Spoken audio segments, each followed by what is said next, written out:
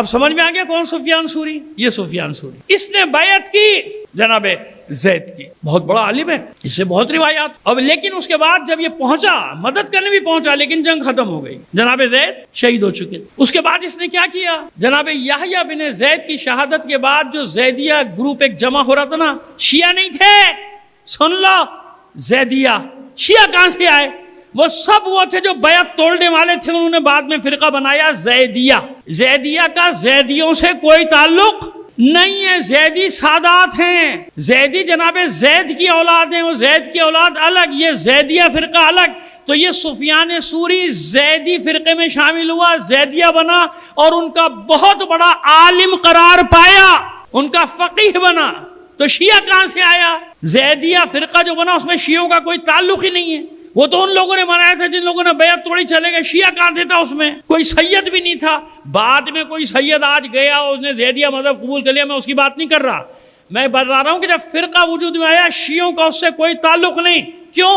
شیعہ وہی تھے اس زمانے میں بھی جن کا یقین تھا 12 اماموں پر۔ آج تک جناب زید سے اتنی محبت کرنے کے باوجود بتائیے آپ میں سے کوئی بھی جناب زید کو امام زید کہتا ہے؟ شیعہ نہیں کہہ سکتا محبت کا، کیوں؟ جانتا ہے کہ منصب امامت اور ہے۔ سمجھ میں آ رہی ہے ہماری بات؟ کہ اس لیے زیدی ہونے پہ کبھی وہ نہ کیا کرو لوگ نسبت، ہاں زید سے نسبت دے رہے ہیں نا، بالکل ہے، یہ تو فخر کی بات ہے، یہ کوئی شرمندگی کی بات تھوڑی ہے۔ زیدیہ فرقہ الگ ہے، زیدی سادات ہیں، زیدیہ فرقے کا سادات سے کوئی تعلق نہیں ہے۔ اور یہ بھی بتا دیں کہ ان کی فقہ حنفی اب تک رائج تھی، فقہ حنفی میں فقہی اعتبار سے عمل کرتے تھے، ان کی نماز کا طریقہ ہم سے الگ، ان کی امامت کا سلسلہ پیچھے تک جا کے ملتا ہے جہاں ہم نہیں ملاتے۔ سمجھ میں آ گئی بات؟ صلوات بھیجیے محمد آل محمد پر۔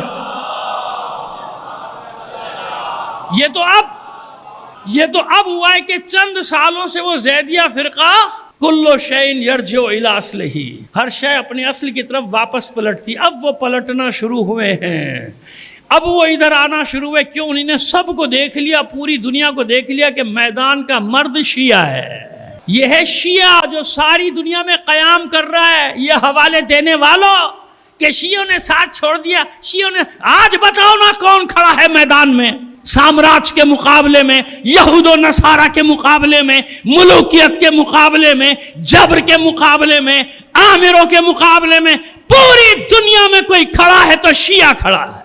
برا بھلا کہو، کچھ کہو، اس سامراجی طاقتوں کے مقابلے میں کوئی مملکت ہے نا جسے دنیا شیعہ مملکت کہتی ہے، وہی تو آنکھوں میں آنکھیں ڈال کے کھڑے ہیں، اس سے بڑا کوئی ثبوت چاہیے؟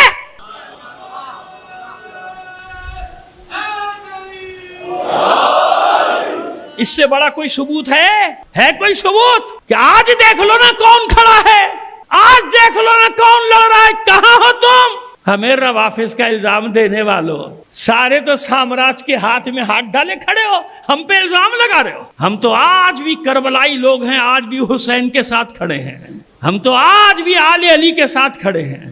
ایک جملہ رٹ لیا تاریخ میں، شیعہ نے ساتھ چھوڑ دیا، شیعہ نے ساتھ چھوڑ، آج کون لڑ رہا ہے؟ چلو آج بتاؤ نا، آج کون ہے میدان میں؟ سمجھ میں آئی ہماری بات؟ ایسے نہیں پڑھ رہے یہاں پہ بیٹھ کے کہ ہوا میں آواز چلی جائے ہماری اور تحلیل ہو جائے، نہیں، اس کی بازگشت ہے، اس کی گونج ہے، اور رہے گی یہ آواز، ہمیشہ رہے گی، سب کے کانوں میں جائے گی یہ آواز۔ آؤ آج دیکھ لو نا، آج دیکھ لو کون کھڑا ہے، بتاؤ نا۔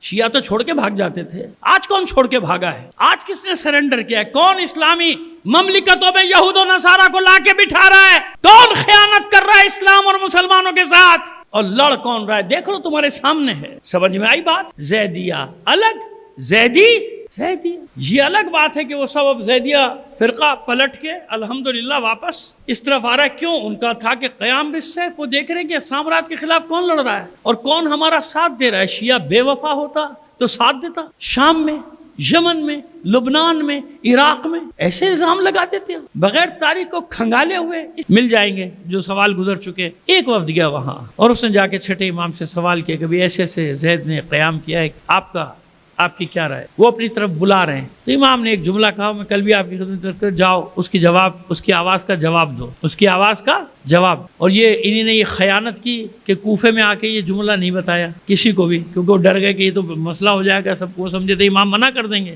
امام نے کہا نہیں, جاؤ اس کا ساتھ دو, اس کی آواز کا جواب دو. وہ مایوس ہو کے آ گئے. لیکن آنے کے بعد انہوں نے یہ کسی کو نہیں بتایا کہ امام نے کیا کہا. وہ یہ نا کہ تاریخ میں اب تاریخ کرے گا امام کی تو حمایت نہیں تھی, امام نے تو حمایت کی, وہ چھپا گئے. دوسرا کام کیا کیا کہ اب کیونکہ ایک طبقہ جناب امام اعظم ابو حنیفہ والا طبقہ پیچھے ہٹ چکا تھا اور سب سے بڑا طبقہ وہی تھا, کیا کیا جائے؟ تو اب ایک گروہ بنایا گیا کہ اب جان کیسے چھڑائی جائے زید سے, کہ اب تو پھنس گئے. بیعت تو ہم نے کیا. اب یہ بتا رہا ہوں آپ کو, شیعوں پہ جو الزام ڈالتے ہیں نا, وہ اب بتا رہا ہوں آپ. یہ پورا وفد گیا اور جانے کے بعد جناب زید سے وہی جہاں سے وہ فساد کا آغاز کرتے نا, وہیں سے سوال کر دیا کہ آپ یہ بتائیے کہ شیخین کے بارے میں آپ کی کیا رائے ہے. جناب زید حیران ہو گئے, کہنے بھائی یہ موقع ہے, اچھا یہ سوال جواب کرنے سے پہلے کرتے, بیعت سے پہلے کرتے, اب یہ کون سا موقع ہے؟ قیام ہو رہا ہے ظلم, ہمارا نعرہ ہے امر بالمعروف نہی عن المنکر, ہمارا نعرہ ہے رضا آل محمد, ہمارا نعرہ ہے یہ ملوکیت سے نجات, عامروں سے نجات, ظلم سے نجات, جبر سے نجات. تو تم یہ سوال کیا لے کے بیٹھ گئے؟ کہا کہ نہیں,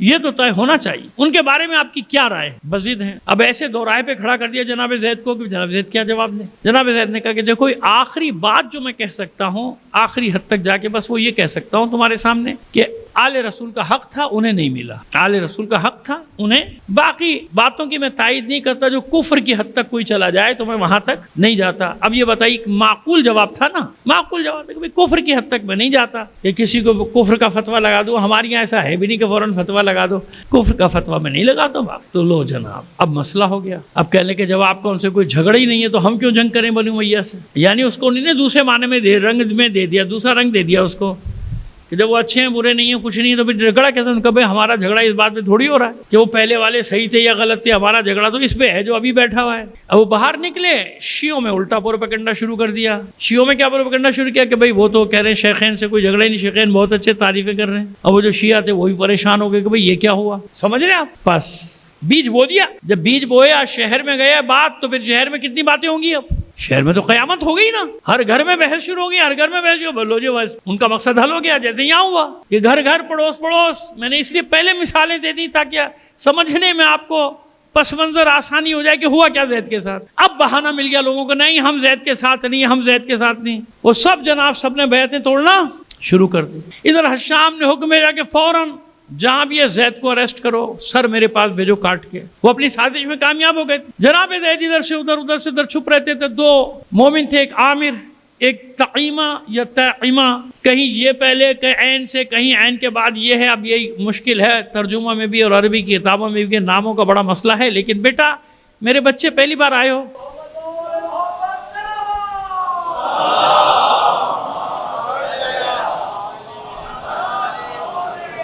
بیٹا میں درجنوں بار کہہ چکا ہوں موبائل سے میں اپسیٹ ہوتا ہوں. یہ بن رہی ہے نا, میں کچھ چھپا کے تھوڑی بات کر رہا ہوں, ریکارڈ ہو رہی ہے, اسے لے لو نا موبائل کھول کے. جیتے رہو, سلامت رہو, آئندہ بیٹا کم از کم میری مجلس میں ٹوک دیتا ہوں.